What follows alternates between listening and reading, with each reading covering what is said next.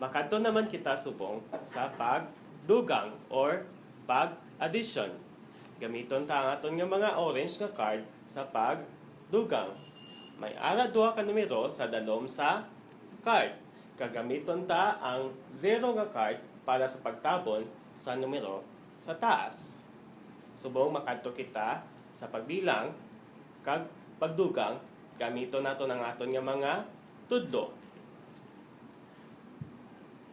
3 plus 1 equals 4. So, magabilang kita. 1, 2, 3. Plus 1, so, bilangon na natin tanan kung pila ni siya. 1, 2, 3, 4. Sa card naman, may ara di 3. May ara di 1.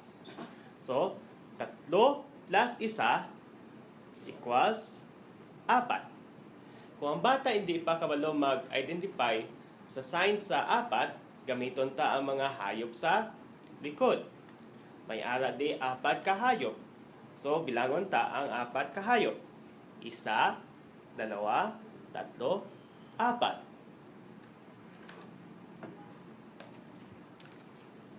Sama sini. Gamiton naman naton liwat ang 0 sa pagtabon sa taas nga numero.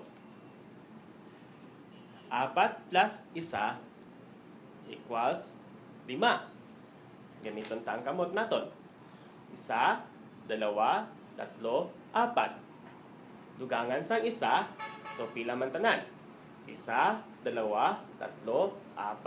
5. 4 plus 1 equals 5. Bilangon ang hayop sa likod. 1, 2, 3, 4, 5. Subong naman, gamiton ta ang orange nga card sa pag-addition or sa pagdugang gamit ang mga hayop sa likod. 6 plus 1, pila man? Bilangon ta ang mga hayop sa likod. 1, 2, 3, 4, 5, 6, 7. 6 plus 1 equals 7. Tistingan naman naton sa iban nga numero. 7 plus 1. Bilangon ta ang hayop sa likod. 1, 2, 3, 4, 5, 6, 7, 8.